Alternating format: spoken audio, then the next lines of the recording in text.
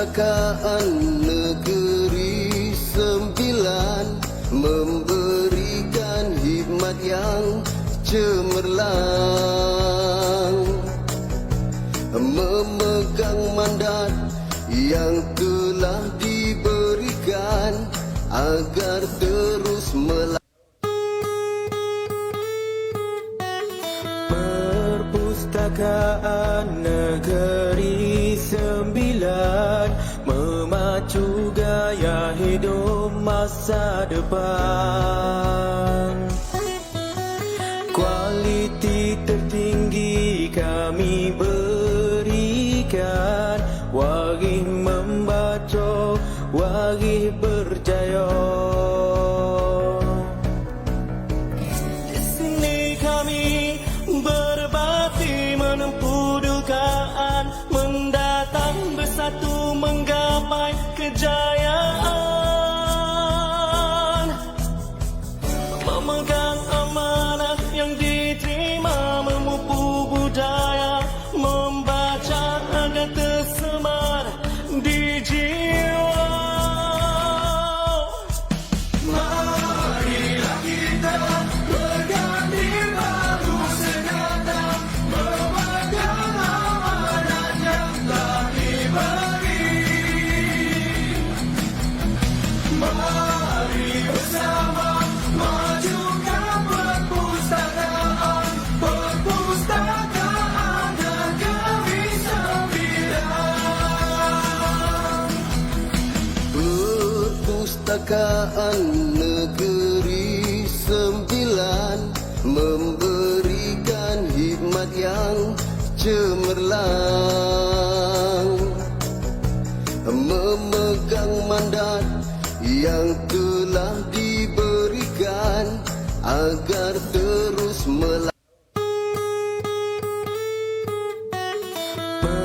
Perpustakaan Negeri Sembilan memacu gaya hidup masa depan.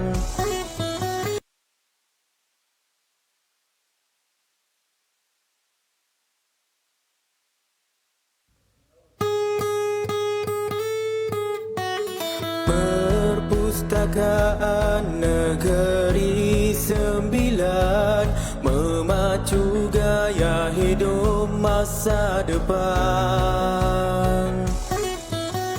Kualiti tertinggi kami berikan, wagih membaca, wagih berjaya. Di sini kami berbakti menempuh dugaan, mendatang bersatu menggapai kejayaan,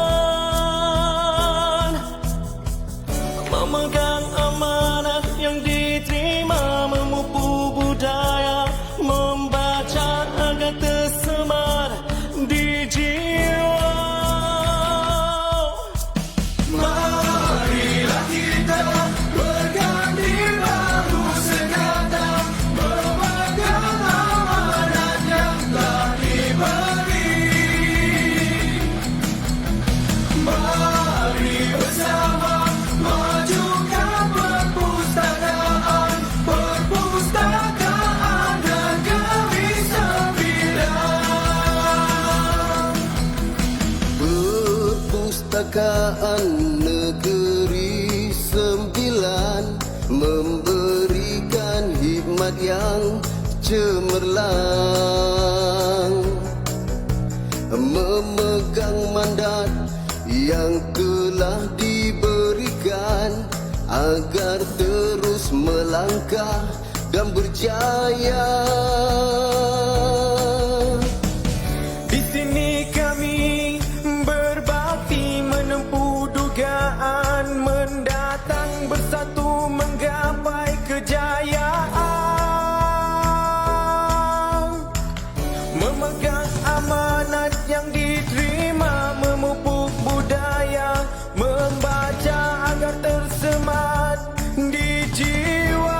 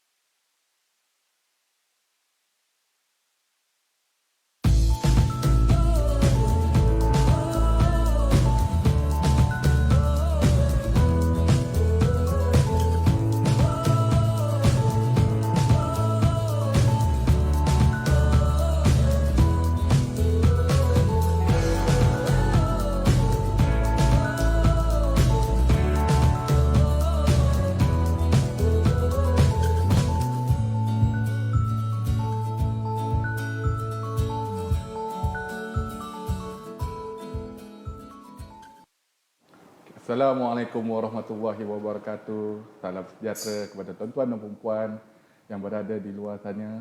Assalamualaikum dan semoga tuan-tuan dan puan berada dalam keadaan sihat sejahtera. Alhamdulillah, hari ini kita bersua lagi dalam program kami iaitu program Perbadanan Perpustakaan Awam Negeri Sembilan yang kami panggil program Buku di Hati. Okey, program Buku di Hati ini kita menjemput tokoh-tokoh, ketua-ketua jawatan, ketua masyarakat untuk berkongsi buku yang memberi inspirasi ataupun pandangan, bertukar pandangan pada tuan-tuan dan puan di luar sana. Jadi tuan-tuan dan puan, hari ini buat julung-julung kalinya. Sebelum ni kita kalau live kita akan datang seorang bertanya, seorang jawab, seorang tanya, seorang jawab. Tapi hari ini kita ada pasukan utility. Utility ini yang terdiri pada TNB, Sains Syarikat Air Negeri Sembilan dan MCMC ataupun SKMM. Jadi tanpa berlengah lagi, saya ingin memperkenalkan iaitu sebelah saya ni Tuan Muhammad Farizan bin Muhammad, iaitu pengurus besar Stakeholder Affair Melaka Negeri Sembilan. Tuan-tuan, Negeri Sembilan. Okey, Negeri Sembilan iaitu Tenaga Nasional Berhad. Sebelah saya yang tengah ni, orang kata muka memang selalulah keluar kan. Yang terana iaitu Tuan IR Haji Muhammad Yazid bin Ahmad, iaitu pengarah Syarikat Air Negeri Sembilan ataupun Sekatan Sains. Sebelah ni, orang kata sebelah ni memang orang kata menjadi apa orang kata idola menjadi apa, memang kalau tak ada yang ni MCMC ni memang orang tahu. Jadi ini saya kenalkan Tuan Muhammad Khairil Naim bin Osman, iaitu pengarah negeri Suruhanjaya Komunikasi dan Multimedia Malaysia, MCMC Negeri Sembilan. Apa khabar tuan-tuan dan puan? Tuan-tuan. Alhamdulillah, baik, terima kasih. Alhamdulillah, hari ini kita sana Perpustakaan Awam Negeri Sembilan beruntung dapat kumpulkan tiga pasukan satu pasukan ni dalam satu sesi. Sihat semua tuan? Alhamdulillah, syukur. Alhamdulillah. Tuan sihat? Sihat, alhamdulillah. Alhamdulillah. Jadi hari ini kita ingin orang kata nak berkenalan kepada tuan-tuan dan puan, kepada pengurus ataupun pengarah salah apa. Jadi pertama saya ingin bertanya kepada Tuan Farizan iaitu TNB, pengurus besar TNB Negeri Sembilan. Tuan asal pada mana tuan? Oh, Orang nak mana tuan asal pada mana? Nampak muda pula kan? Muda daripada saya, muda kan? Asal pada mana tuan? saya orang Pahang. Saya orang Pahang. Saya lahir di Jerantut, Pahang. Dan kampung di sanalah. So tok semua di Pahang. Di TNB ni 9 ni dah berapa lama tuan? Baru saja hampir 4 tahun. Sebelum di Negeri Sembilan ni tuan di mana? Okey, kalau cerita tu Panjang cerita. kisah kan? Saya hampir keseluruhan Semenanjung Malaysia saya pusinglah. Saya bermula di Pulau Pinang. Pergi Georgetown, di Kepala Batas, di Semenanjung Jaya. Lepas tu pindah ke Pahang, Bentong, Kuala Lipis, Yang kampung Melek lah. Pahang kampung Melek lah. Sampai Cameron Highland. Lepas tu saya pindah ke Johor. Saya jaga 3 negeri dah, Johor, Melaka, Negeri Sembilan. So sekarang ni duduk Negeri Sembilan hampir 4 tahun. Dah berkeluarga tuan? Dah berkeluarga, anak dah 3. Tiga lah. Alhamdulillah. Rumah pun orang Negeri Sembilan ke orang mana? Oh tak, rumah orang Selangor. Oh Selangor. Okey tuan. Seterusnya saya tuan, saya panggil Tuan Yazid lah, senang kan. Sebelum ni kita memang Tuan Yazid. Tuan Yazid orang mana? Kalau tengok adakah orang daripada Surabaya? Saya jauh orang ni. Saya asal saya daripada Rembau. Rembau. Oh, Rembau jauh. Negeri Sembilan. Jauh. Lebih kurang setengah jam lah daripada Seremban ni. Kan tak ni apa? Saya dilahirkan di luar negara. Saya dilahirkan di Singapura. Ni apa? Memang tapi dibesarkan di Rembau lah. Sekolah di Rembau. Kemudian mula kerja saya sebagai engineer di ExxonMobil. Oh, itu mobil. Ya. Port Dickson? Bukan? Tak, jadi HQ Kuala HQ Lumpur. lah, Kuala Lumpur. Dan kemudian selepas lebih kurang dalam 12 tahun, saya pindah ke syarikat air lah. Di syarikat air Selangor. means Syabas. Syabas. Kemudian karier saya bermula daripada air itu daripada situlah. Daripada Syabas saya masuk ke Suruhanjaya Perkhidmatan Air Negara SPAN, kemudian ke PAB dan ke SAIN. InsyaAllah. Dan SAIN ni lebih kurang dalam 2 tahun setengah. Besar banyak pengalaman tuan daripada sana ke InsyaAllah. sini. Okey tuan, dah berkeluarga tuan? Masih berkeluarga. Masih berkeluarga. Alhamdulillah. Alhamdulillah. Menetap di Rembau ataupun Saya menetap di Seremban. Seremban. Okey tuan. Terima kasih tuan.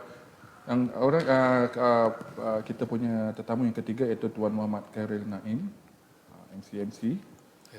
Tuan asal dari mana tuan? Okey. Orang nak kena tuan. Sebenarnya orang berbeza jauh tak apalah. Orang luar tak tahu tak kena kan. Mungkin saya ucapkan dulu lah, saya gunakan kesempatan ini. Pertama-tama saya ingin ucapkan terima kasih kepada Perbadanan Perpustakaan Awam Negeri Sembilan kerana menjemput dan mengambil inisiatif untuk buat program Buku di Hati inilah. Dan saya pun berbanggalah antara orang kata insan yang dipanggil dan diiktiraf oleh PP. Saya panggilkan PPNS untuk dalam slot inilah. Jadi ini dari segi pengenalan, mungkin saya kenalkan diri saya, Muhammad Naim Osman. Saya asal daripada Sungai Kantan, Kajang. Saya dari Kajang, cuma berpendidikan di Kajang, kemudian di Pulau Pinang, di MRCM Balik Pulau Pinang, seterusnya terus ke UiTM Shah Alam untuk diploma, degree dan juga ACCA, professional paper dalam perakaunan lah. Dari segi kerja mungkin tambah tolak plus minus 19 tahun. Ni accountant dia akan cakap pasal nombor. 19 tahun pengalaman kerja. Saya sebagai eksekutif kewangan dalam PNB Group, Permodalan Nasional Berhad, kemudian Samdabi dalam industri otomotif dan kemudiannya di dalam Suruhanjaya Komunikasi lah. Pada asalnya bidang saya adalah Bendahari Suruhanjaya. Accountant, bendahari. Seterusnya ada pengalaman kerja dalam bahagian pengawas selian selia sosial ataupun kandungan. Dan hari ini alhamdulillah saya ditempatkan sebagai pengarah negeri di Suruhanjaya Komunikasi Multimedia di Negeri Sembilan lah, yang mengawas selia untuk industri telekomunikasi, penyiaran, pos dan kurier dan juga hari ini namanya konten ataupun internet lah. Itu pengenalan daripada saya lah. Sikit sebanyak lah kita punya apa.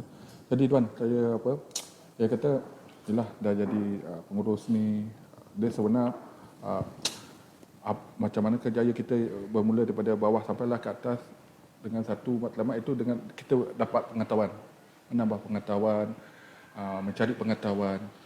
Dengan membuat pengetahuan ni, orang kata tak ada jalan lain yang mudah, tak ada shortcut dengan membaca.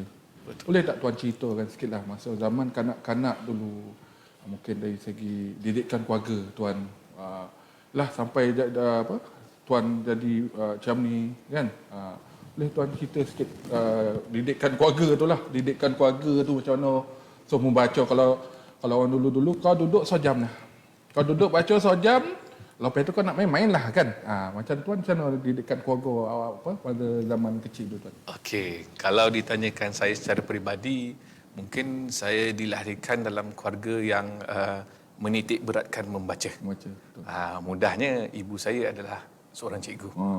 Jadinya dia tiada paksaan dalam membaca, tetapi diindahkan ataupun dimeriahkan rumah kami dengan buku-buku yang tersedia ada. Mungkin di peringkat awal saya ketika kecil, saya untuk amalan membaca itu bermula dengan orang kata kandungan-kandungan komik dan juga artikel.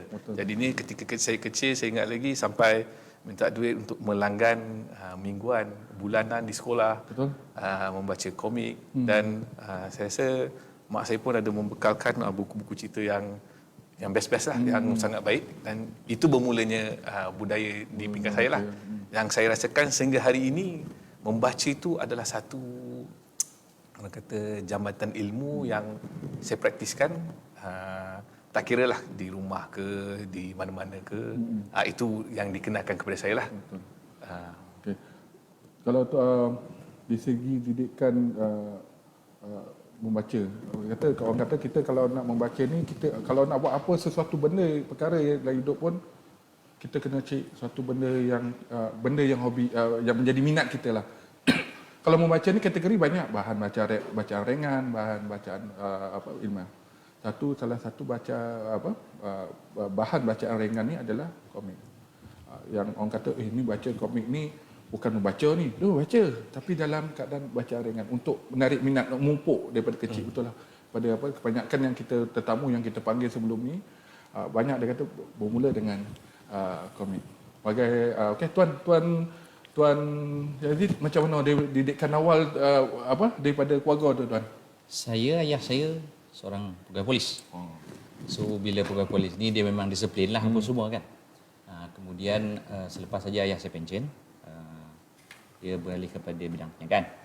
So daripada didikan sebagai anak sebagai seorang pegawai polis ni, saya rasa memang ikut time. Pukul 7 nak kena ada balik rumah, semayang sama apa semua, dah start belajar.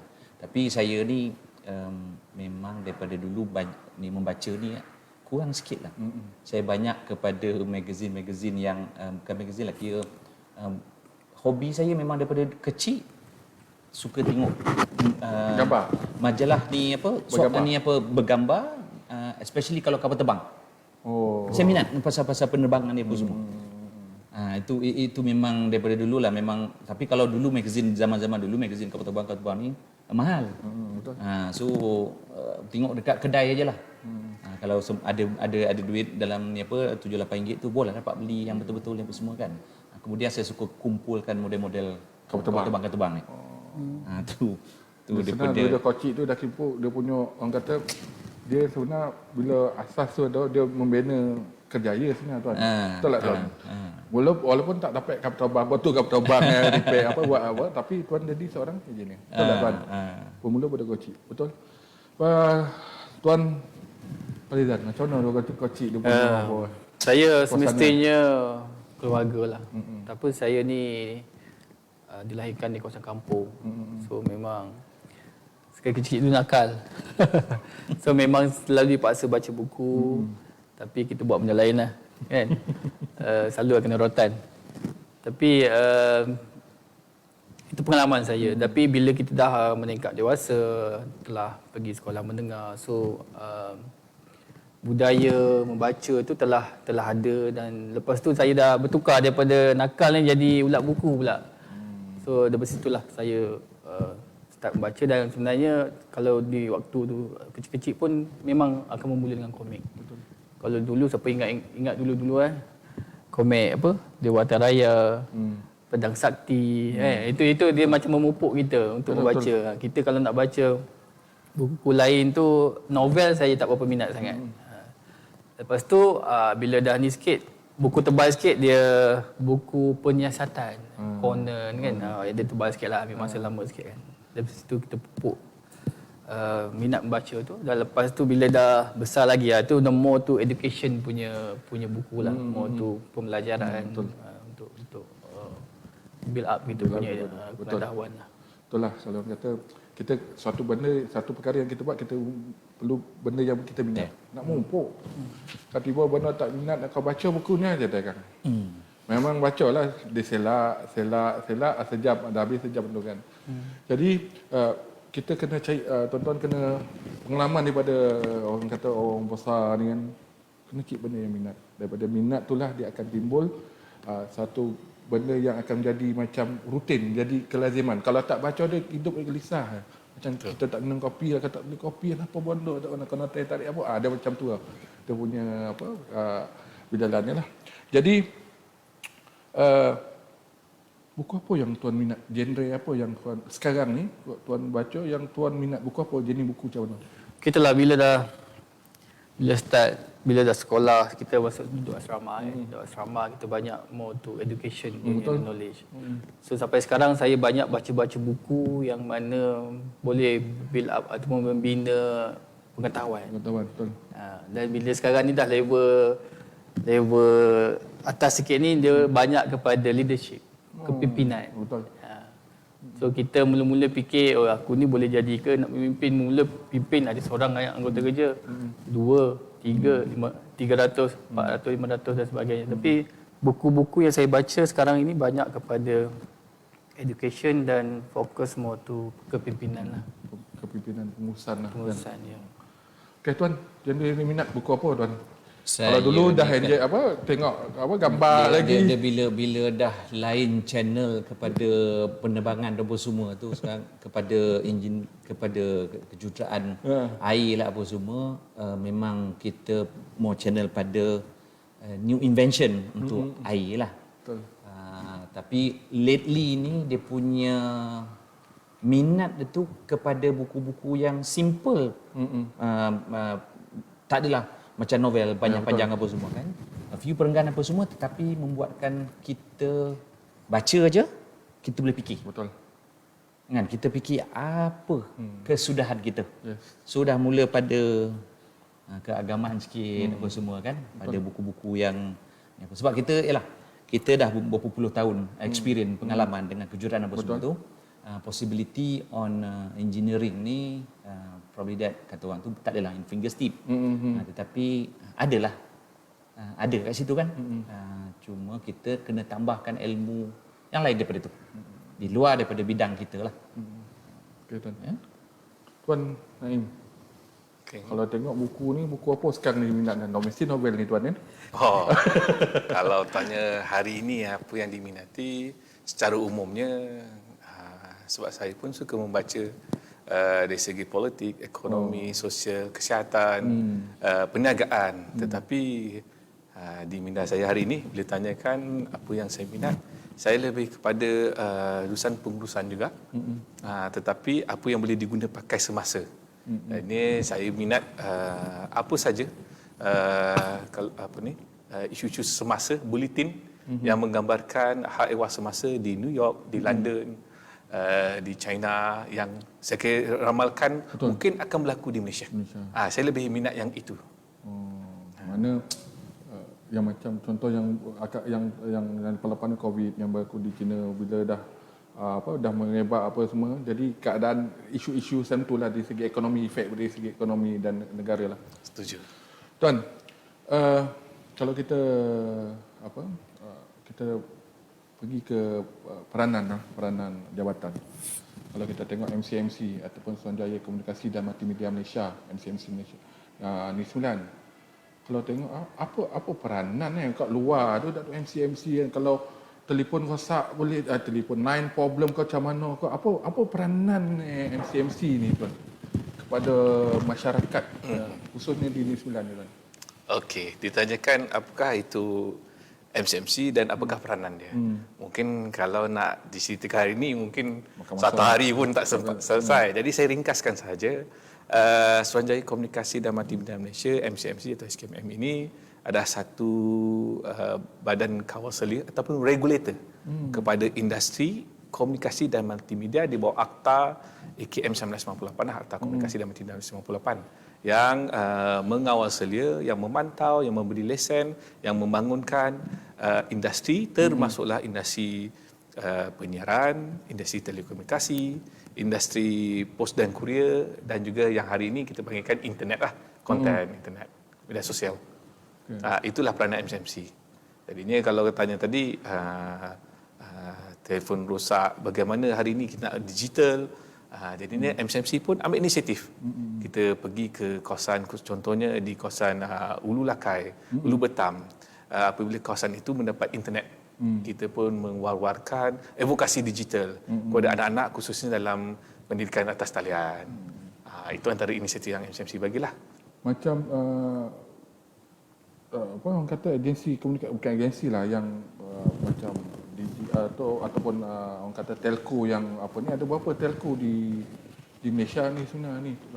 Wah, kalau dari segi berapakah telco ataupun para pemain pengamal media, pengamal industri telekomunikasi, mungkin saya anggarkan lebih daripada 100 pemain industri. Cuma di dalam perkhidmatan komunikasi ini saya mudahkan, kita ada 3 atau lebih daripada 3 solusinya. Saya ambil contoh pertama adalah perkhidmatan jalur lebar mudah alih ataupun telco mudah alih.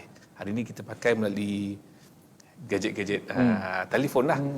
Telefon pintar ini, yang ini mungkin utamanya adalah seperti Celcom, Digi, Maxis dan U-Mobile. Yang kedua adalah perkhidmatan jalan lebar talian tetap. Yang ini pula di dalam bangunan menggunakan orang kata mesh dan sebagainya untuk tujuan bukan di luar tetapi di dalam bangunan. Ini pemain yang utamanya termasuklah TM, Time, Maxis, Halo dan sebagainya. Seterusnya adalah bahagian MESAT, bahagian satelit. Dan macam saya sebut tadi, kawasan Ulu Lakai dan kawasan Ulu Bentam, kawasan ini mendapat internet melalui tembakan satelit. Satelit. Jadi dia tak gunakan dia tidak menggunakan menara, dia tidak menggunakan orang kata dalam bangunan. Dia menggunakan satelit. Itu ada pemain-pemainnya seperti Numix, MESAT dan sebagainya lah. Seterusnya adalah melalui fixed wireless access broadband. Ini melalui sama seperti Muda Alih tetapi dia melalui portable. Sama seperti fixed line tetapi dia wireless. Begitulah secara mudahnya. Tetapi kalau tanyakan player ini berubah atau tidak, ini driven by teknologi. So kita tak tahu. Hari ini 4. Dulu Telegram, kemudian Post, melalui Post dan Stamp. Sekarang ni menggunakan spektrum telekomunikasi. Lepasnya guna apa pula? Wallahualam. Punya makin lama makin tinggi lah dia punya teknologi. Makin maju. Dan kita tak boleh nak ramalkan akan datang pula apa solusi perkhidmatan telekomunikasi dah. Okay, Tuan. Peranan syarikat IU9 Tuan, yalah selain bokar air ke apa peranan Tuan? Sains sebagai operator. Operator menyalurkan air bersih kepada seluruh di Negeri Sembilan.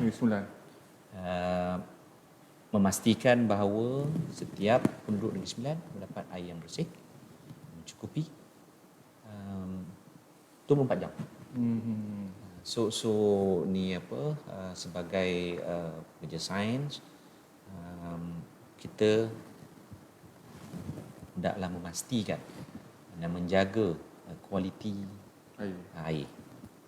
Simple aja dekat sains ni. Okay.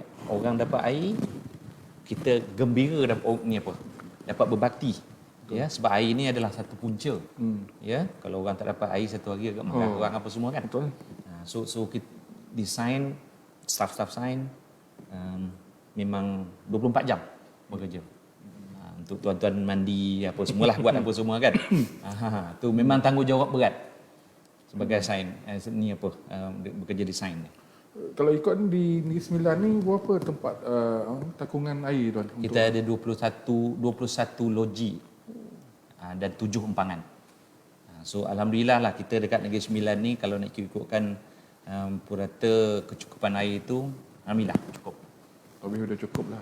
Alhamdulillah so far. Tak boleh cakap sebab sekarang ni dekat Negeri Sembilan ni saya tengok pattern dekat Negeri Sembilan banyak investor yang masuk apa semua kan. Di demand especially macam dekat Seremban, macam dekat PD apa semua tu kan. So indirectly kita sedekat sains terpaksa merancang agar mencukupi permintaan air di kawasan ni. Compare dengan kawasan-kawasan makan Jelebu, Kuala Pilah apa semua ni ramai juga, tetapi bila ramai dia waktu raya je. Betul-betul waktu perayaan lah, waktu weekend apa semua tu. Tapi sebagai overall apa semua, yang saya cakap awal tadi, desain kita sentiasa menjaga insya-Allah. Air. Tuan Muhammad Farizana. Okey, untuk Tenaga Nasional Berhad mempunyai peranan yang besar lah. Saya rasa semua pun tahu. Tapi saya boleh summary-kan ataupun rangkumkan TNB ini berperanan untuk membekalkan elektrik yang berdaya harap, yang berkualiti, yang mempunyai keselamatan, safety dan juga mempunyai value ataupun harga yang kompetitif. Maksudnya tak adalah electricity itu harga yang tak boleh dibayar oleh pengguna kita. Itu sebagai secara summary-nya lah. Tapi sebenarnya skop TNB bukan sahaja pastikan orang Negeri Sembilan kata apa, tokan topi tongah menyala. Kita nak pastikan juga kita punya penggunaan elektrik ni cekap dan pengguna-pengguna tahu macam mana nak menggunakan, macam mana nak save, pastikan penggunaan secara berhemah, cermat dan sebagainya. Dan juga sekarang ini kita banyak produk-produk yang kita perkenalkan yang mana boleh membantu rakyat, membantu pengguna kita untuk menjimatkan elektrik dan juga macam mana boleh mendapatkan elektrik daripada sumber yang bersih untuk menyokong ESG lah, environment, social and governance. Itulah bila kata jimat ni kan, tuan-tuan dan puan, bila kata jimat ni mungkin ada tip daripada TNB ya. Tuan bagaimana nak orang kata jimat ni kira jimat kita dah jimat macam tu kan. Mungkin ada tip daripada tuan untuk berjimat ni. Tip ni ambil masa lama ni. Okey, sebagai ringkasan dia, jimat ni saya boleh kategori sebagai 3 tahap. Tuan-tuan ambil perhatian dengan perkongsian saya ni, saya rasa akan dapat membantu penjimatan untuk penggunaan elektrik lah di rumah. Okay, yang pertama sekali, dia bermula dengan pemantauan. Sebelum ini kita menggunakan elektrik tanpa ada pemantauan. Saya nak tekan switch, lepas tu macam keluar daripada bilik tak tutup. Begitu juga dengan aircon. Dan untuk makluman semua, untuk kediaman, penggunaan elektrik yang paling tinggi adalah aircon. Aircon adalah penggunaan elektrik yang paling tinggi. Kalau tuan-tuan ada satu aircon, nescaya, yang saya yakin tuan-tuan punya bil mesti dalam RM100 ke atas. Kalau tuan menggunakan aircon tu lah. Kalau pasang tak guna, tak adalah kan. Tapi RM100 kita boleh, daripada kajian kita, aircon ini kalau tuan menggunakan waktu biasa daripada pukul 8 malam sampai 6 pagi, RM80 untuk aircon sahaja, 1 horsepower. Kalau 2 aircon, 2 horsepower kalilah. Kalau 1.5 kalilah 1.5. Dia untuk penjimatan ni bermula dengan pemantauan. Sebelum ni kita tak pantau, so step yang pertama adalah pantau. Okay, pantau anak-anak bila boleh buka aircon, bila kena tutup aircon. Lepas tu pantau penggunaan peralatan elektrik yang mana tak digunakan, tutup lah. Jangan biarkan terbuka. Dan satu lagi saya bagi tip penjimatan adalah tuan-tuan, memang biasa saya yakin dan percaya kebanyakan daripada kita ni tidur pakai buka aircon kan. Tapi janganlah buat macam kat hotel, buka aircon 16 pakai selimut. Itu memang pembaziran yang besar. Kalau nak ni biasanya dalam 24, 23, 24 sesuai. Buka aircon tak payah pakai selimut. Kita bukan dekat kutub utara. Maksudnya itu satu pembaziran yang besar lah. Pasal aircon ngam-ngam 24, lepas tu set. Pukul 1 pagi dia off. Saya akan ada penjimatan kat situ. Bila tuan-tuan buat pemantauan, akan menjimatkan 25% daripada bil elektrik yang sebelum ini yang tak dipantau. Itu step yang pertama. Step yang kedua adalah tukar semua peralatan-peralatan yang tidak jimat tenaga kepada jimat tenaga.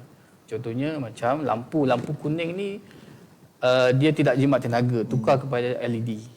Kalau boleh semua rumah, lampu-lampu di rumah tu tukar LED. So akan dapat jimatkan tenaga. Lepas tu peralatan-peralatan elektrik yang lama-lama tu boleh tengok wireman check. Kalau dah lama sangat, tukar dengan yang baru. Dan indikasi untuk kita tahu peralatan yang terjual di pasaran tu jimat tenaga tak jimat tenaga, dia ada notifikasi ataupun bintang. Bintang, yes. 5 bintang tu merupakan peralatan yang jimat tenaga. Bila tuan-tuan buat perkara yang kedua ni, akan jimat lagi 25%. Dan yang step yang ketiga paling tinggi adalah kita menggunakan electricity, sumber tenaga boleh baru. Renewable energy seperti solar, selain daripada fuel lah. Sekarang ni yang famous adalah solar lah. Bila gunakan solar, akan menjimatkan tenaga, menyebabkan bil elektrik sehingga 90% lah. Bila step ni dah buat, saya akan berlaku banyak penjimatan kepada pengguna lah. Betul lah tu. Apa yang tuan-tuan cakap tu, kadang-kadang orang Orang fikir bintang tu tak apa bintang ni kan kalau kita beli barang letek ada bintang 2 bintang. Ni bintang 2 bintang. Orang beli bintang kau apa bintang dan 4 bintang ada kata. Tapi tak tahu fungsi. Bila fungsi bintang ni adalah untuk penjimatan. Tuan, kita dah tanya bab peranan tuan-tuan dan puan. Tuan-tuan, kita cerita bab buku lah. Buku yang kita nak ulas, kita nak cerita ni ada buku yang memberi inspirasi. Kadang-kadang kita ni baca buku ni, kadang satu buku tu lekat hati kita. Buku tu kan jadi betul lah kalau kita tak baca buku. Kalau sebelum ni tetamu kami untuk program ni ada satu apa dia kata dia beli buku tu harga RM10 dah. Murah tapi buku dia bila baca dia punya dia menjadi inspirasi. Orang kata dia baca untuk leadership, dia punya apa kan. Jadi buku ni banyak. Jadi kita pada Tuan Naim lah, buku yang menjadi inspirasi, menyimpan di hati Tuan, yang menjadi inspirasi pada Tuan, apa yang nak dicerita ini Tuan? Okey, mungkin saya bawakanlah. Kebetulan saya bawa, cuma bezanya buku ini bukanlah buku terbitan yang terkini.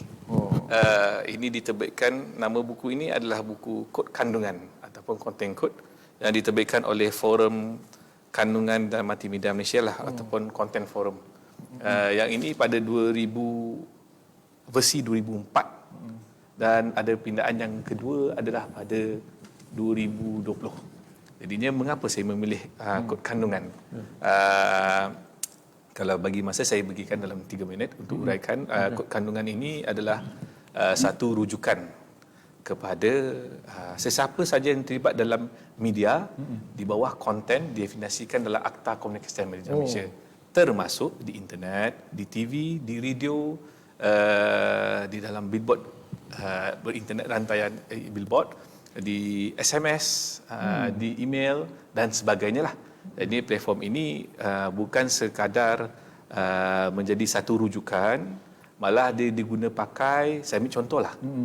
Kalaulah saya sebagai penyampai radio, saya nak tahu apa boleh apa tidak. Jadi ini saya merujuk daripada dalam ini. Banyaklah kalau saya nak ceritakan lagi.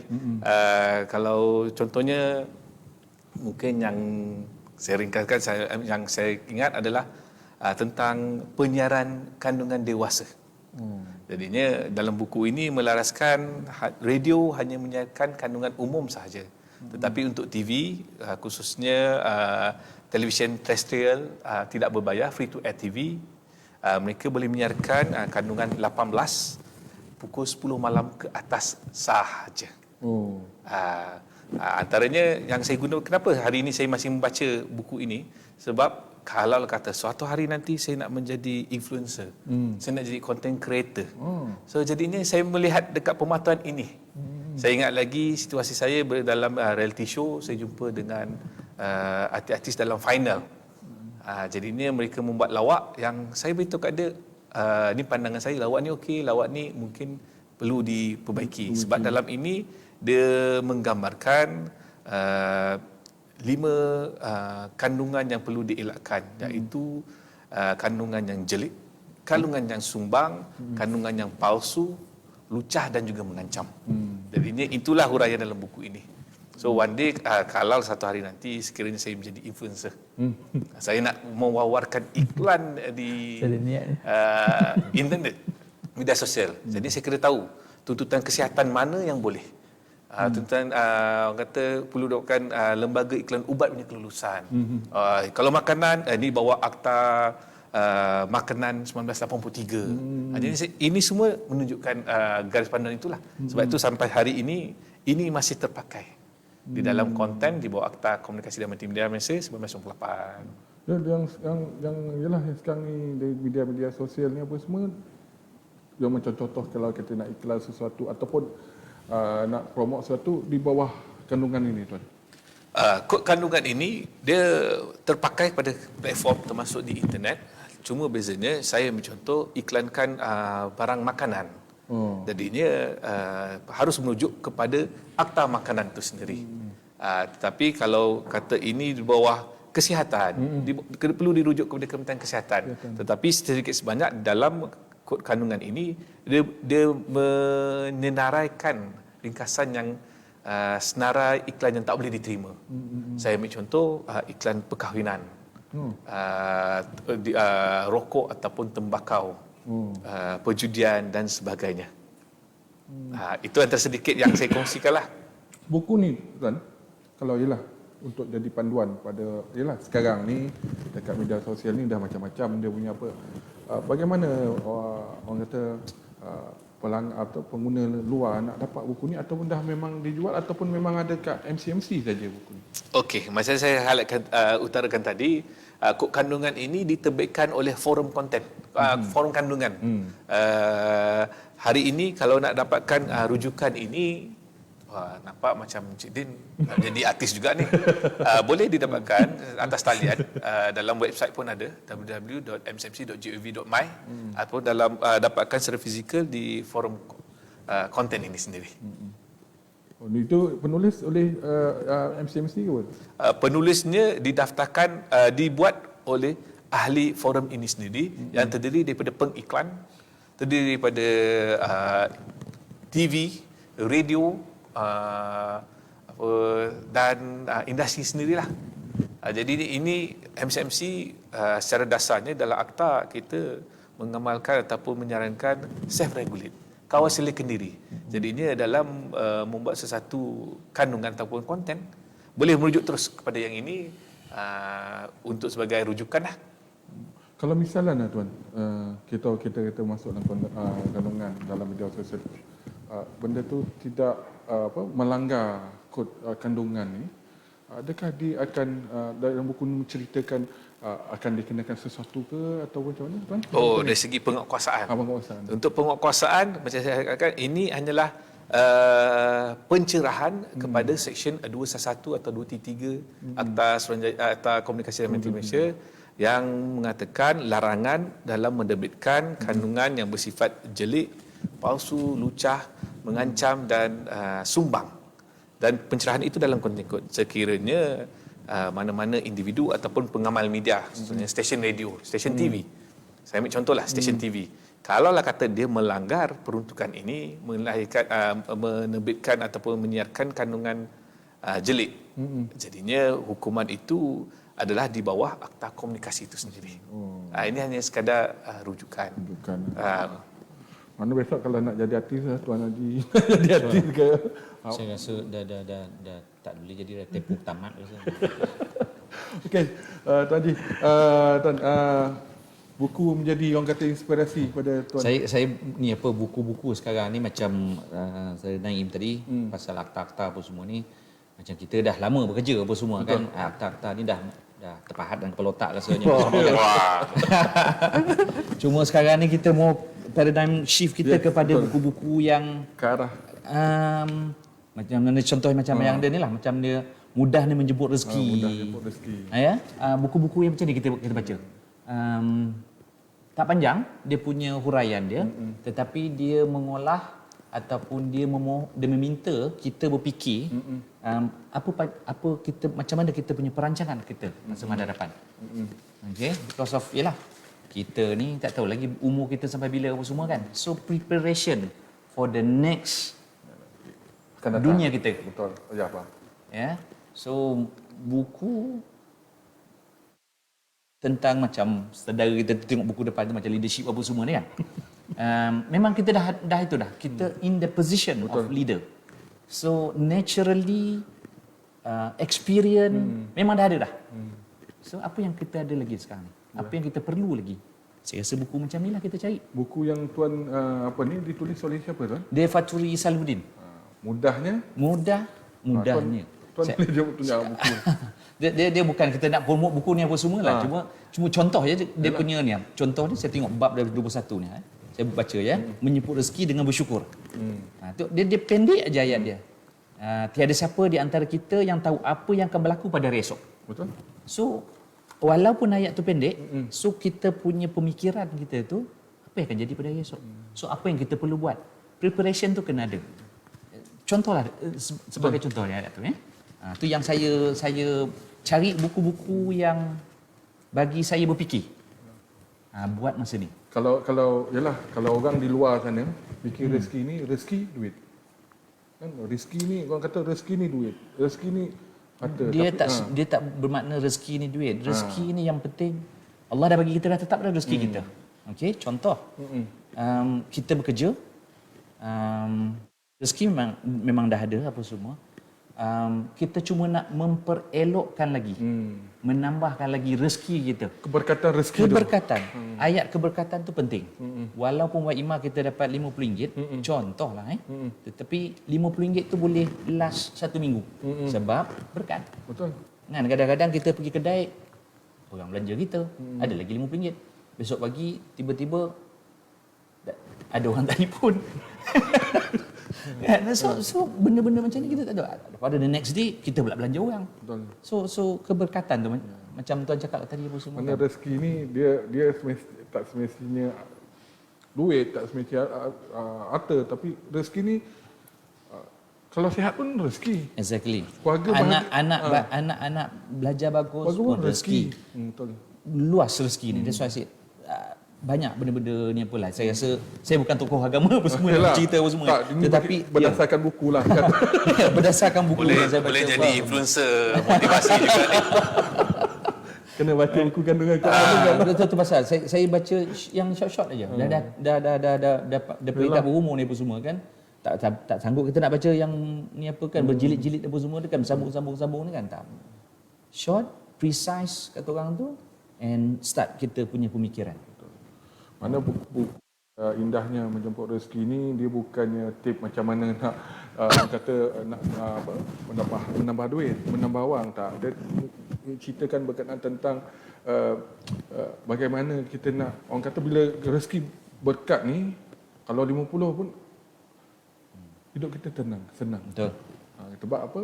Pertama kita dapat bersyukurlah daripada buku ni lah. Exactly. Sebab saya buku ni saya baca lah dah lama lah dulu. Saya baca, saya ingat salah satu itu yang gitu. Betul. Cik dia yang boleh ulas lah kot. Macam tuan dah tahu kan baca ni sebab dia tak perlu nak kita baca panjang-panjang apa semua kan. Baca 2-3 rangkap apa semua dia membuatkan kita berfikir. Betul. Kan apa kita kekurangan kat diri kita apa semua kan. Kita walaupun kita dah ada satu level yang tinggi apa semua kan, berpangkat apa semua, tetapi masih lagi ada kekurangan kepada diri kita sendiri. Kan? And kita kena ingat. Kita tak tahu bila. Kan? Kita punya umur kita. Menjemput lah kan. Exactly. Okey. Tuan, Tuan Muhammad, buku yang menjadi orang kata menjadi inspirasi. Saya ada tengok depan mata ni Leadership Plan and Ni Simple. hebat ni, saya nak dengar juga ni. Okey, sebenarnya ada juga buku ilmiah lah. Cuba macam saya cakap tadi, saya more to leadership. Sebab Betul. saya pun baca buku dah lama ni, dah 10 tahun dah sebenarnya. Tapi banyak buku leadership sebenarnya kalau nak. Saya tak bawa semua lah satu kotak. Dan banyak-banyak buku leadership atau kepimpinan, inilah satu buku yang memberi impact kepada saya. Kan? Ini soalan dia kepada impact kan. Saya sebab daripada buku ini, kepimpinan ini, author dia, penulis dia adalah Steve Radcliffe. Saya bacalah hampir 10 tahun dululah. Sudah lama, ni pun saya ambil dekat rak buku. Dah lama tak revise balik. Tapi ini beri impact kepada saya because sebab dia punya cara penulisan dia dan juga dia punya metodologi tu mudah kita faham dan mudah untuk kita amalkan. Sebagai leader kan, sebagai pemimpin, banyak buku ni very complicated, sangat, memang susah sangat nak faham. Dan bila kita baca buku ni, kita rasa leaders are not born. Maknanya leader bukan you dilahirkan sebagai leader baru you menjadi leader. Tak. Sebenarnya pemimpin ini sebenarnya boleh dicipta.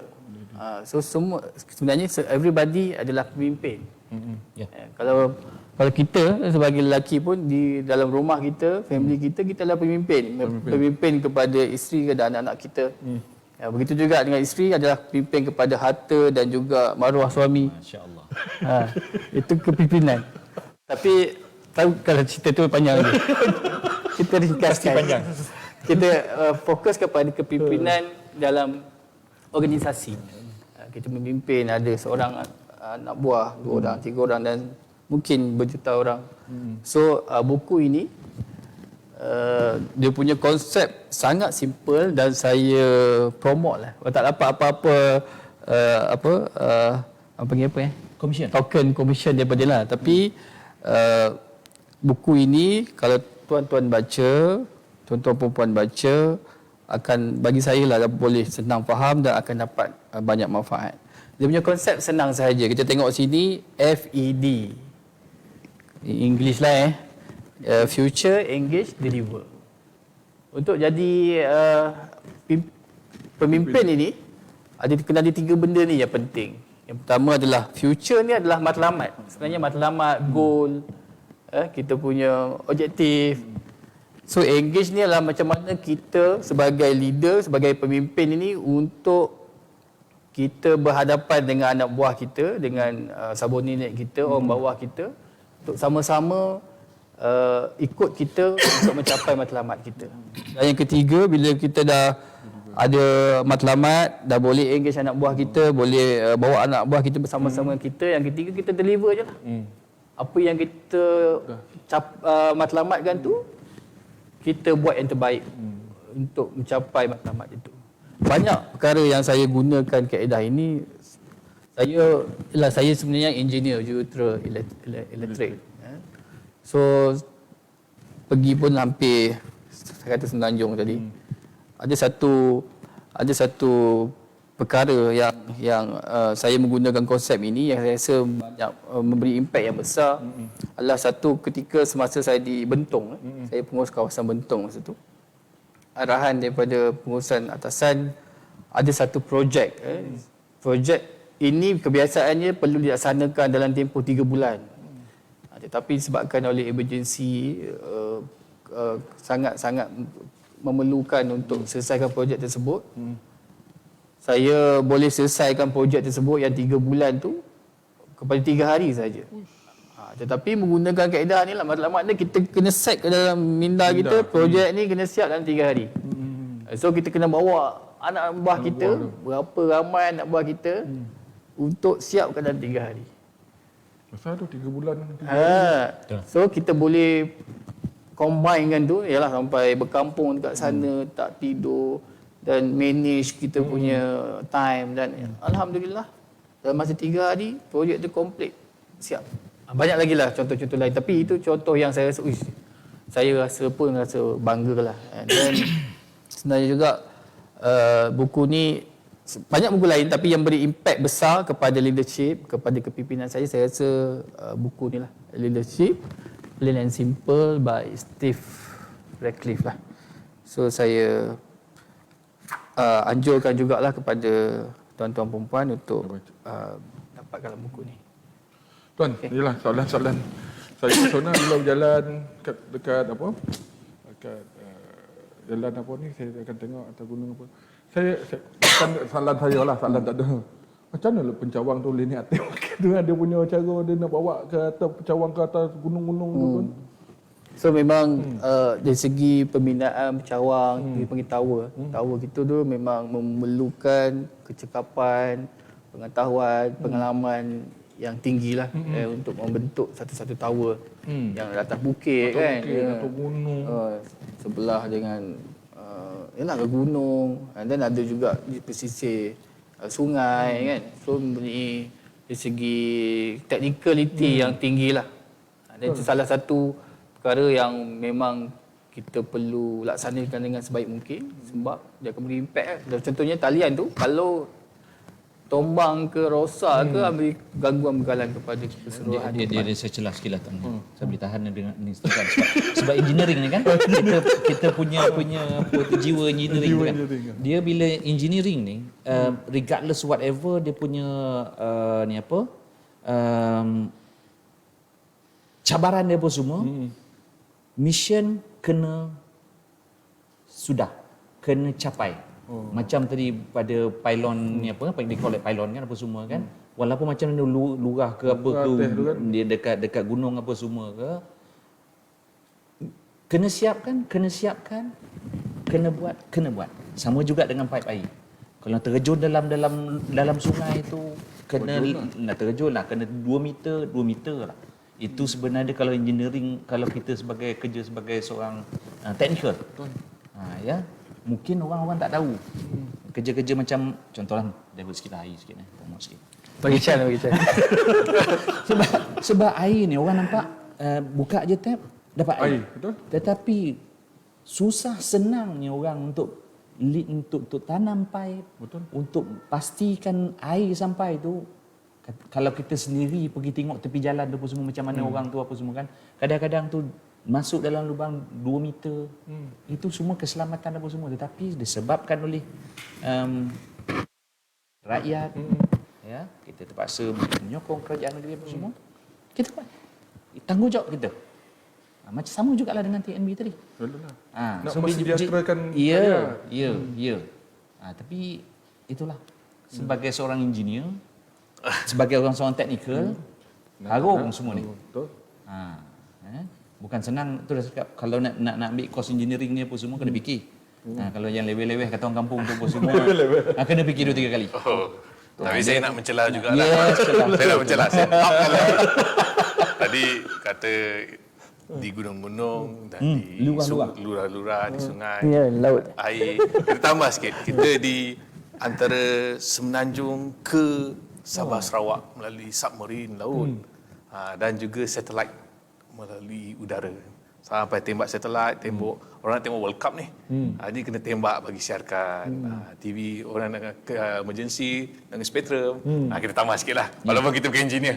Tapi Liverpool 7-0 kan. Pedih. Itulah. Nasib lah siapa yang kena. Itu dia. Okey, itu lah. Terkesan. Okey, Aduh, terkesan lah. Saya pun terkesan dah. Aduh. Okey, Tuan. Lah, pengalaman ni lah yang mengajar kita. Macam Tuan kata pada jalan tu.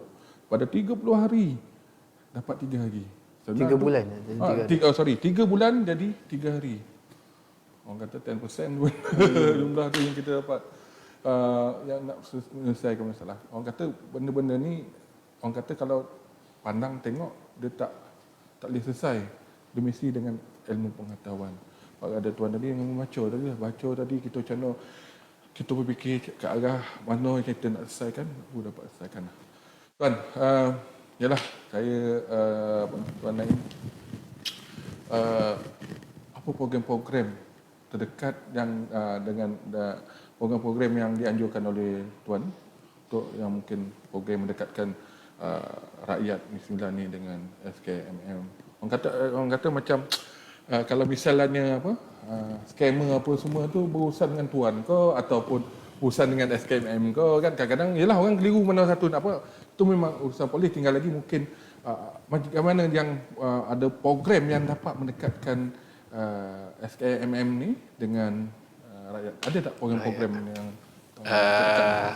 boleh tanyakan apakah inisiatif MCMC untuk merapatkan rakyat ni? Mungkin dua yang saya nampak utamalah. Pertama adalah jalinan digital negara lah, Jendela. Jendela ini adalah satu solusi yang diangkat bukan saja daripada MCMC, daripada industri sendiri dan juga agensi untuk memastikan Malaysia khususnya Negeri Sembilan menjadi warga digital.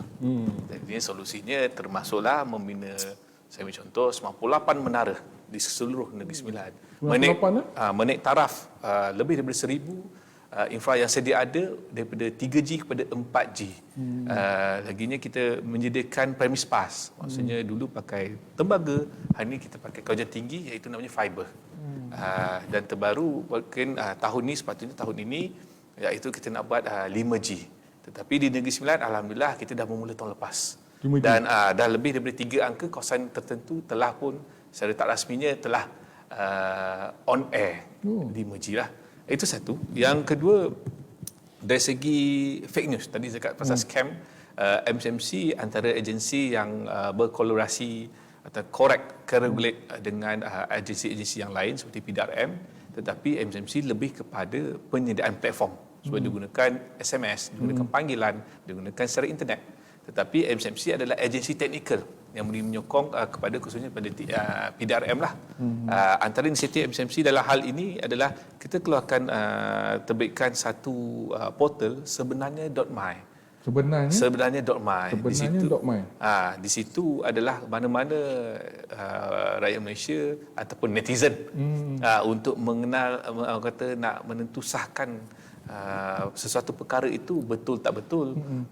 Jadinya bersebat dalam itu. Malah ada satu salur pada kami. Dia menjadi dua komunikasi, two-way communication lah. Jadinya bukan sekadar dapat menentusahkan sesuatu perkara, malah salurkan kalau ada keraguan. Saya ambil contoh, ini melibatkan keagamaan. Jadi salur kepada kami. Kami pula akan berkongsi dengan agensi yang terlibat, mungkin institusi keagamaan negeri ataupun Jabatan Agama Islam JAKIM, untuk dapatkan dan membuat satu maklum balas itu. Itulah dua antara yang inisiatif yang MCMC boleh kongsikan hari ini. Tuan Yazid, Tuan Haji Yazid, kan ada program-program yang terdoket. Yalah, macam Tuan cakap tadi, yang kita tahu dari rumah, kat air tu bersih. Masak dah. Kalau cuba tak ada air, Mengaung. Yalah, air keperluan kan. Jadi mungkin ada program-program kau yang terdekat yang program kita actually yang terdekat ni apa, dia dalam engineering ni, dalam sains ni, program kita ambil jangka panjang. Okey, kita planning. Sekarang ni dah masa saya berada di sains ni, apa yang saya buat, kita plan untuk menghubungkan satu distrik ke satu distrik, connection piping. Okey, jika contohlah kampung saya di Rembau, tak ada air. So Tampin boleh supply air. Seremban mungkin boleh. Kalau misalkan kata di Seremban, di Port Dickson contoh boleh supply di Seremban ataupun di Senayan. Itu salah satu daripada program jangka panjang kita. Tetapi bila engineering ni, bila kejuruteraan ni, dia tak boleh buat 1-2 hari je. Sebab dia ada perancangan, design stage, tender stage dan implementation, construction. Ambil masa panjang. Ya. So itu yang dalam pelaksanaan and the ongoing punya cerita projek ya. Saya ni apalah, kita buatkan upgrading semua loji-loji yang ada. Yang loji-loji macam sekarang ni kita tengah buat upgrading loji Ngoy-Ngoy. Ya, Ngoy-Ngoy. Tujuan dia untuk memastikan bekalan air di Sendayan dinilai separuh daripada Seremban mencukupi. Okay. Moving forward, kita tengah buat planning untuk di Port Dickson pula. Kalau ada rezeki, insyaAllah federal ada buat perancangan untuk membuat ORS, Off-River Storage System, untuk air sungai yang ada sekarang ni, bila kita biarkan saja dia ke laut. Okay. So sekarang ni air sungai yang ada ni, yang banyak ni sekarang ni, kita channelkan, planning untuk channelkan satu kolam yang besar untuk menampung berapa ribu liter kat dalam tu. Bertujuan jika waktu kering apa semua, kolam ni digunakan untuk backup supply kepada loji-loji kita. So memang perancangan, banyak perancangan dalam industri air kat Negeri Sembilan ni. Cuma sekarang ni dalam design stage, perancangan dalam design stage. Dia saya cakap, dia bukan boleh buat sehari 2 hari engineering ya. And lastly, kita tengah ada senarai untuk menukar pipe-pipe yang sedia ada. Bila loji dah cantik, empangan dah ada, storage air dah ada, apa semua, loji dah ada, dan kita kena buat untuk ni apalah, upgrading pipe-pipe yang ada sekarang. Sebab sekarang ni piping dekat Negeri Sembilan ni lebih kurang dalam 9,400 ataupun 9,700 kilometer. Contohnya kalau kita nak fikir tu susah lah kan. Daripada KLIA tu sampai ke, kalau tengok dekat Google, sampai ke panjang dia, KLIA tu sampai ke Brighton dekat UK. Pergi bawah Mekah sikit 4 kali. Pergi umrah 4 kali. 2 kali. Panjang piping dekat Negeri Sembilan. Dia punya apalah. Piping kita tu. Itulah piping yang kita nak maintain. Orang sains yang maintain piping tu. And daripada 9,000 lebih tu kilometer tu, boleh katakan 1/3 ataupun 40% adalah pipe-pipe yang dah macam umur kita lah kan. So yang perlu kita tukar. So bila pipe-pipe yang perlu kita tukar ni sekarang ni, cost dia tu. Bila cost itu tu yang membuatkan kita planning kita tu untuk 5 tahun, 7 tahun kan. Kalau yang ada pipe-pipe pecah ataupun semua tu, kita kalau tak ada dalam program tu, kita buat maintenance sajalah, tukar pipe misalkan. Tukar yang baru macam yang muda lah, dapat yang muda lah. Tapi bila pipe yang ni muda, pipe yang ni dah tua kan. So dia berjangkit. Nah, itu yang kadang-kadang tu orang kata apa ni, kata baru pipe pecah lagi, tapi dia tak tahu. Kan macam katanya jantung lah kan. Dia letak stand ni bocor lagi sikit apa semua kan. Tapi bila bocor mampu kan. So air taklah kita repair lah. Apa semua. Tu that's why I said kena faham macam mana sains buat, kena mendalami orang yang buat di tepi ni apa tu, jalan-jalan tu apa semua kan. Keselamatan kena jaga apa semua kan. Janganlah marah-marah nak kata orang tu apa semua tu kan. Tak ada hari marah sains. Tak ada hari marah sains kan. So berkata orang tu menghargailah sikit orang sains ni. Kita bukan tak nak tolong. Kita sentiasa tolong 24 jam. Orang kata sentiasa beriman. Sentiasa beriman. Kalah polis kan. Tinggal ambil masa lah. Pocah tu ambil masa sikit lah. Kadang pocah tu tak tahu pipe tu besar mana. Kalau ada teknologi yang pecah, kita main tampar macam itu tu, saya lagi suka. Tapi tak boleh sekarang. Kena buat ni apa. Kena 2-3 jam. Itu pasal kita minta lah dekat sini ni apa, penduduk kat Negeri Sembilan ni apa, adakan storage tangki air. Dalam akta ni apa, SPAN pun dia menasihatkan agar tiap-tiap rumah ada 2 hari storage tangki tu. Tangki sepanjang 2 hari. Kan kadang-kadang kat rumah tu semua ada tangki tu semua tu kan. Kalau kadang-kadang pipe pecah 2-3 jam, dia tak terasa. Betul. Pipe pecah sebab dia ada tangki. Yang dia tak ada tangki ni, yang meraung selalu ni. Direct lah. Yang direct apa semua ni. Tapi rumah-rumah kampung saya tengok ada kolam-kolam besar-besar kan. Tapi masalahlah bila anak cucu balik apa semua, kolam tu jadi kolam renang. So kena juga ada buat tangki-tangki apa semua. Ni nak gaya ni apa semua ni. Minta tolonglah kalau boleh anak-anak yang bekerja kat Kuala Lumpur tu apa semua, pastikan rumah orang tua yang kita ada apa semua tu, siapkan tangki-tangki. Tak adalah dia balik meraung tak ada air apa semua. Wahai dekat Selangor lagi selalu banyak air tak ada air kan. Dekat Negeri Sembilan ni jarang tak ada air. Betul. Kan? Tapi dah lah, kalau tuan kata kat kampung tu, kalau kampung ni dia punya kolam macam kolam renang. Betul. Kalau tak ada 2-3 air dia okey. Apa, wan banyak air dah.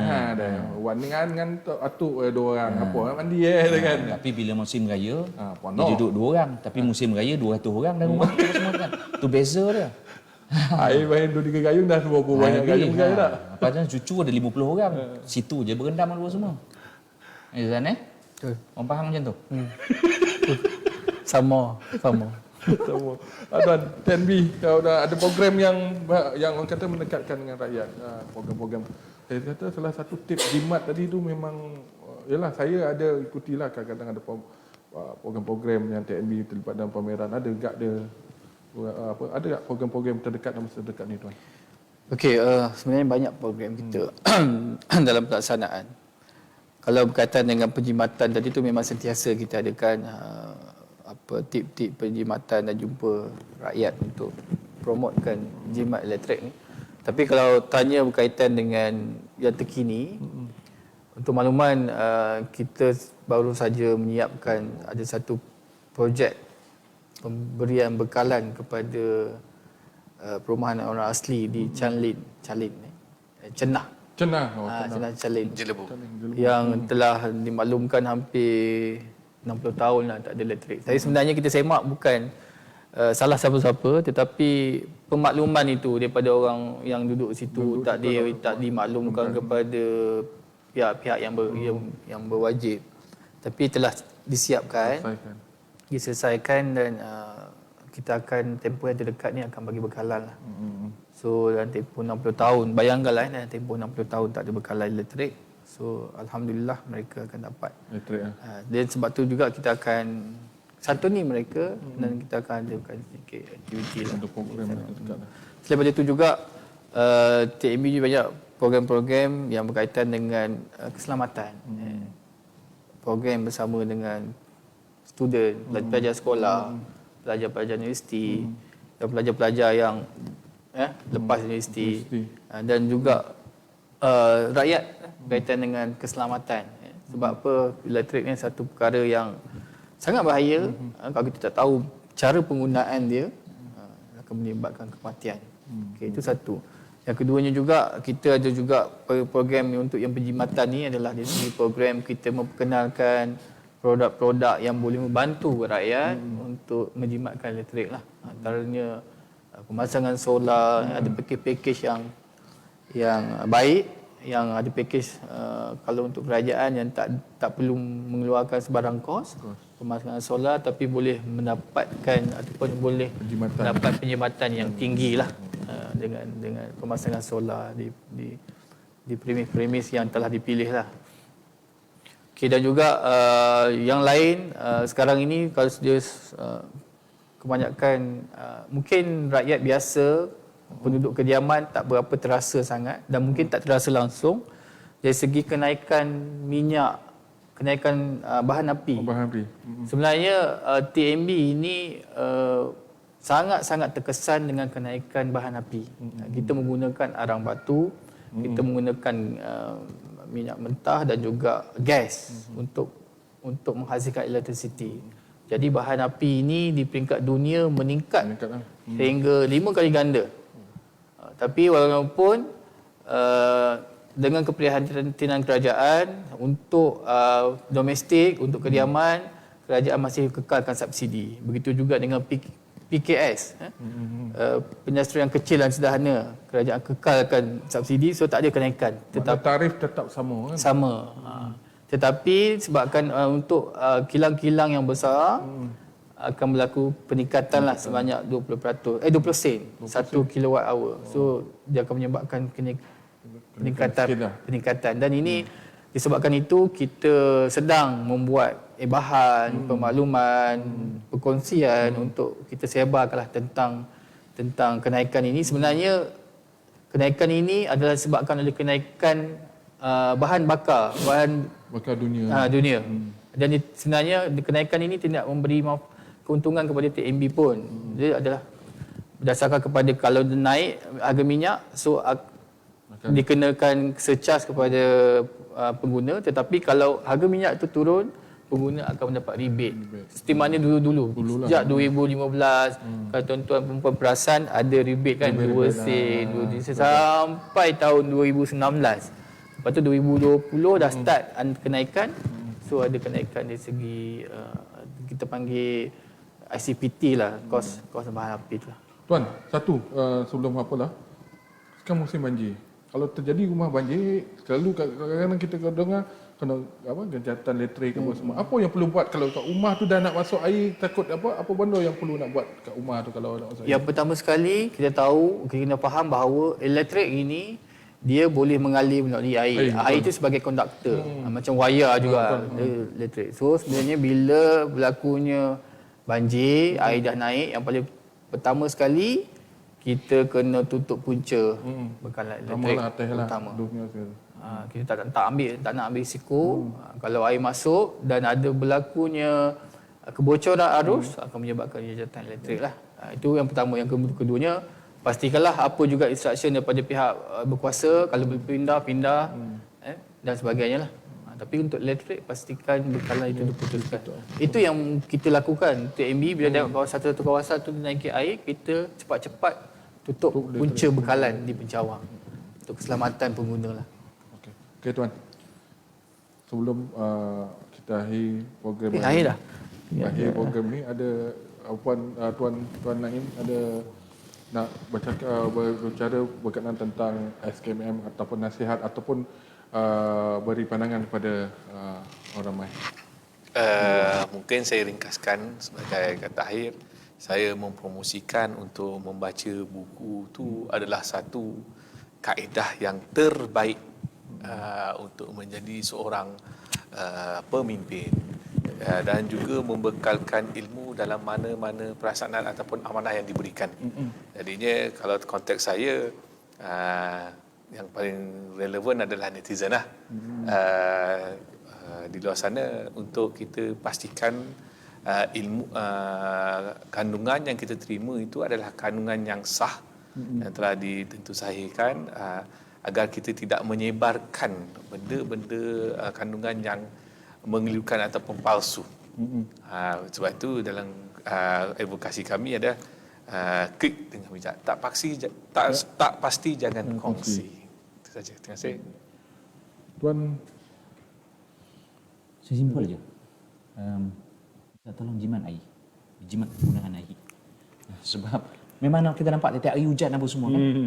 Tetapi hujan tu adalah air mentah.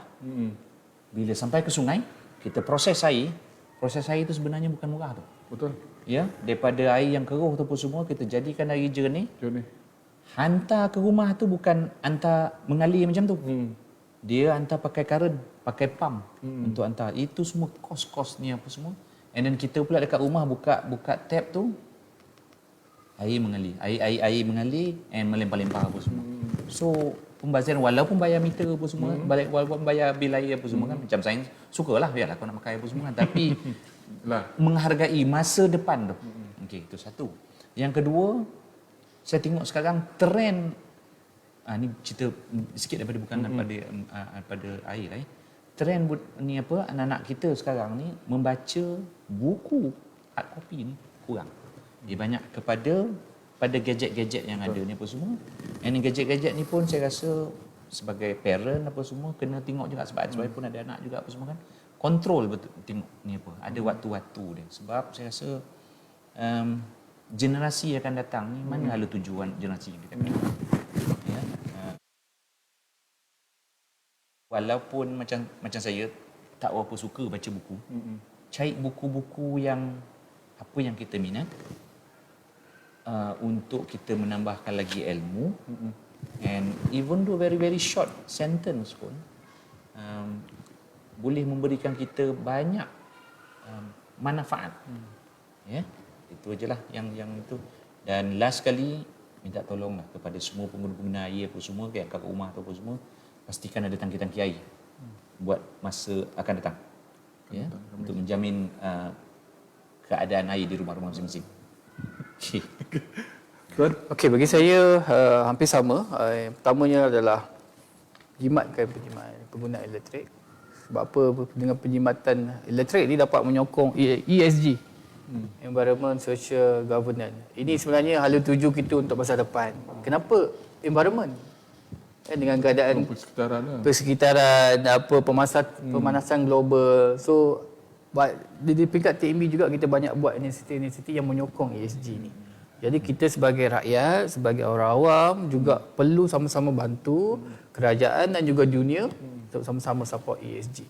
Okey, itu yang pertama. Yang keduanya adalah berkaitan dengan pembacaan. Sebenarnya dengan membaca ini adalah satu sumber untuk kita meningkatkan ilmu.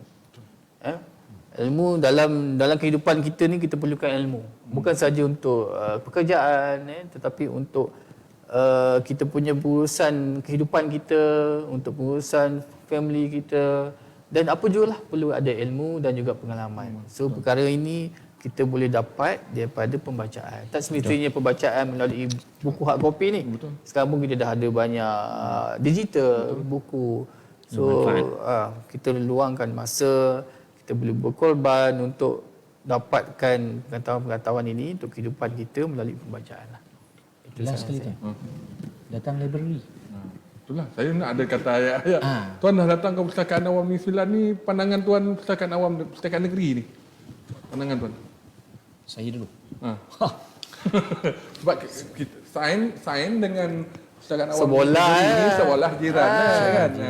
Tak datang tak tahu, tak tahu. Saya rasa library ni very friendly library. Okay, memang ada few yang library yang saya nak pergi macam dekat Kuala Lumpur, dekat center dan semua kan. Di Negeri Sembilan saya rasa datanglah kat sini. Banyak buku-buku saya rasa, bukan saya rasa lah, memang banyak yang boleh kita nak menimba ilmu kat dalam ni. Macam-macam buku ada dalam saya rasa. So sila datang kat sini. Kan? Tandas pun bagus. Tuan, orang kata pandangan datang Pustakaan Negeri ni, orang kata first pandangan pertama. Okey, kalau tanya saya sangat teruja lah. Kerana Saya ingat tadi dia kata hangat. saya teruja kerana saya ni antara orang yang suka gemar untuk pergi ke perpustakaan. Jadi bila saya pergi ke sini, satu fenomena yang paling besar yang saya nampak adalah boleh bising dalam perpustakaan. Ini salah satunya yang saya nampak. Di samping dia sangat mesra. Hari ini saya peribadi pun agaknya esok pun mungkin saya nak bawa keluarga saya datang ke sini. Dia melihatkan persekitaran dia. Kalau lihatkan pembacaan buku tu bukan sekadar buku saja. Dia ada aktiviti dia ada infra dia ada internet kelajuan tingginya. Jadinya memang saya teruja lah. Jumpalah saya esok insya-Allah. Saya rasa Cik Naim dia suka main racing bawah kereta. E-sport. Mana di perpustakaan kami ini ada dua zon. Satu zon yang sebenarnya satu zon untuk kanak-kanak yang boleh buat bising lah. Di bawah ada wing dia. Tuan, bagi first saya time kan? First time datang ni, Tuan? Itulah untuk makluman, saya rasa perpustakaan yang saya rasa banyak kali datang perpustakaan Negeri Sembilan ni lah. Tapi kalau dulu kan compare kat sekolah tu lain lah. Kalau perpustakaan di negeri, pusat negeri, saya rasa di Negeri Sembilan ni lah. Dan saya rasa suasana dia agak amat berbeza dengan perpustakaan yang lain. So saya rasa dia membentuk satu environment, persekitaran yang mana kita rasa seronok dan sukalah untuk membaca Dan staff dia friendly. Saya dapat gambut kuning. Selalu kacau kita punya ni. Dapat gambut kuning pun daripada library juga. Jarang saya pakai gambut kuning. Okey, Tuan. Terima kasih banyak perpustakaan. Okey. Saya ucapkan terima kasih Tuan Muhammad Farizan bin Muhammad, iaitu Pengurus Besar State Order Affair Tenaga Nasional Berhad Negeri Sembilan. Tuan, terima kasih kepada Tuan IR Haji Muhammad Yazid bin Ahmad, Pengarah Syarikat Air Negeri Sembilan. Terima kasih Tuan. Dan terima kasih kepada Tuan Muhammad Khairin Naim bin Osman, Pengarah Negeri Suruhanjaya Komunikasi dan Multimedia Malaysia, MC Negeri Sembilan. Terima kasih banyak Tuan kerana sudi. Saya rasa seronok kali ni 3 orang ni seronok. Saya kan yang paling seronok ni 7-0 tadi kan. Tuan. Okey. Anda tak boleh cakap. Itu bahana kacau punya time. Langsung tergaduh. Okey, itu saja tuan-tuan dan puan-puan di rumah untuk program Buku di Hati pada hari ini. InsyaAllah kita akan bersua lagi dalam waktu yang sama, iaitu hari Khamis pada pukul setiap hari Khamis di FB Live kami. Itu saja. Kalau ada terkasar, terkurang ataupun terlebih kata, saya daripada Perbadanan Perpustakaan Awam 9 memohon maaf. Itu saja tuan-tuan dan puan. Jumpa lagi. Assalamualaikum warahmatullahi wabarakatuh. Waalaikumsalam warahmatullahi